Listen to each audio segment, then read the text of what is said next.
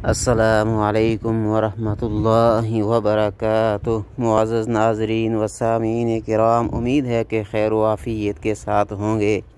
आज मैं सेब के सिरके के मुताल्लिक़ चंद मारूज़ात आपके गोश गुज़ार करना चाहता हूँ। आइए सुनते हैं। सामीन मोहतरम, सिरका हज़ारों साल से इस्तेमाल किया जा रहा है। सिरका बनी नौ इंसान के लिए एक तोहफ़ा है, क्योंकि ये कुदरती तौर पर बनता है। सिरका की तारीख़ 10,000 साल पुरानी है। मुसलमानों के लिए सिरके की बतौर ग़ज़ा और दवा काफ़ी अहमियत है।